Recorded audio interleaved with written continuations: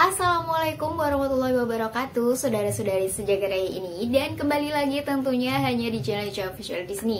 Nah teman-teman, kali ini aku akan membahas sebuah pertanyaan yang sudah masuk di kolom komentar di channel YouTube aku, yaitu tentang gimana sih kak caranya, ini aku masih belum paham nih, untuk biaya ongkirnya ketika akan melakukan refund produk. Ketika nggak cocok waktu saat tiba barang datang, waktu barangnya sudah datang atau diterima itu kayak nggak cocok atau nggak sesuai pada saat ketika kita beli produknya kayak gitu.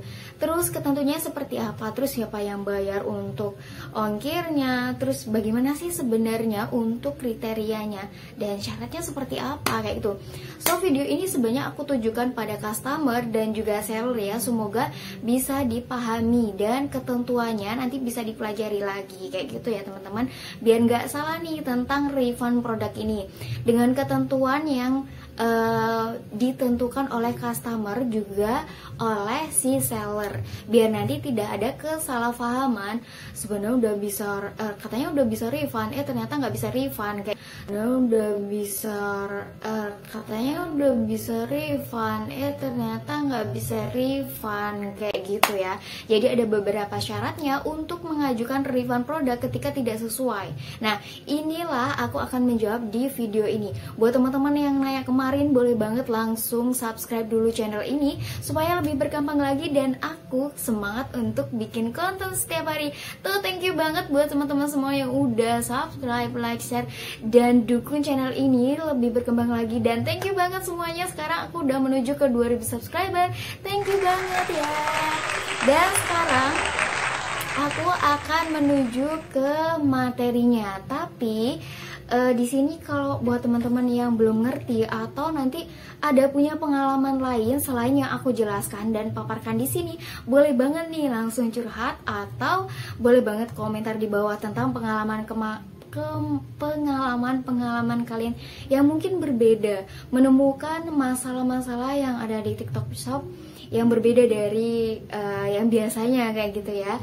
Jadi banyak banget setelah aku menjalani sebagai seller dan juga sebagai content creator, juga aku banyak banget case-case yang ternyata aku nggak pernah temui sebelumnya kayak gitu ya.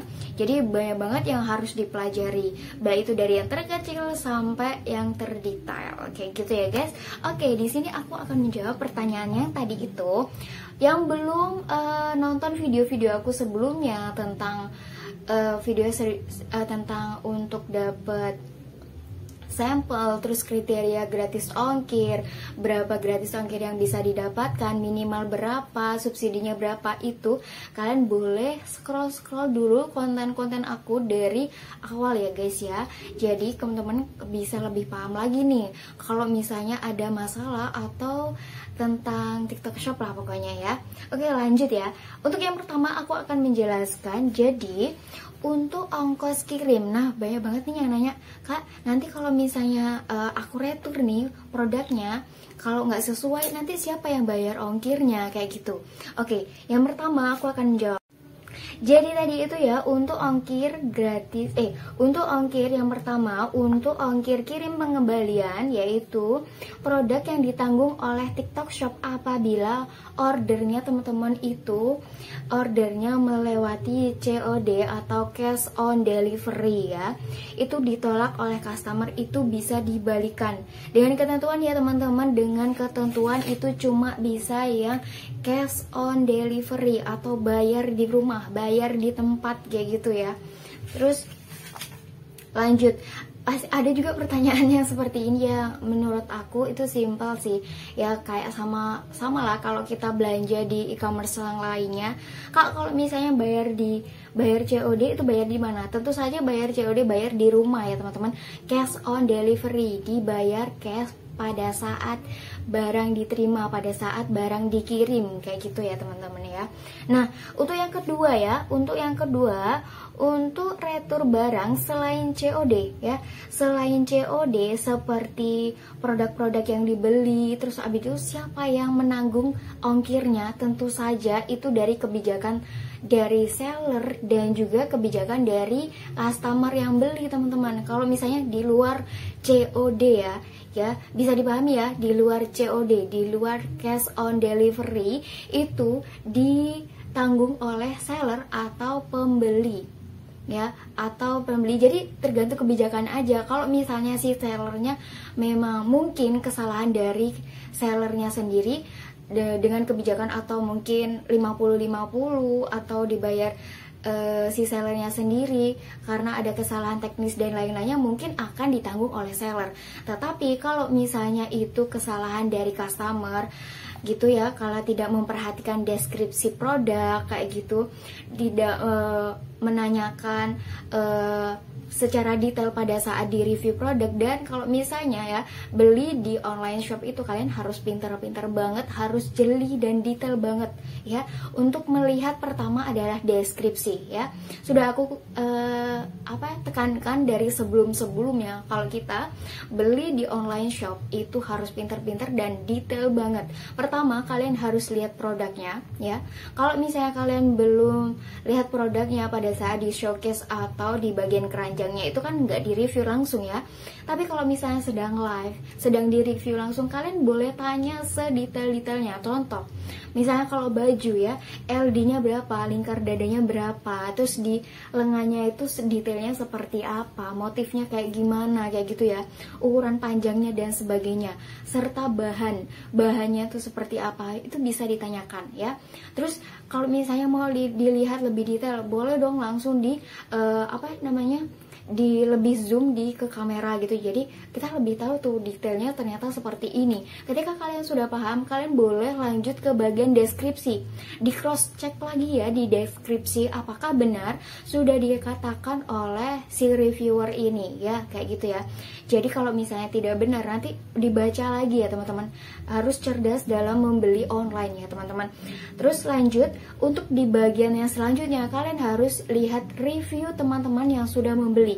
Apakah mereka ada komentar yang kurang baik, ataupun ada rating yang kurang bagus, atau komen-komen yang mungkin kalian bisa pertimbangkan lagi dalam membeli suatu produk di online shop. Seperti itu ya.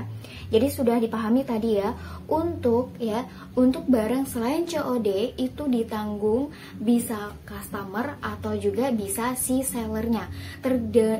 Tergantung dari komunikasi antara keduanya ini. Kalau misalnya si seller oke, ya oke, berarti si sellernya yang nanggung. Kalau misalnya si customer, ya udah customer yang nanggung gitu, yang nanggung.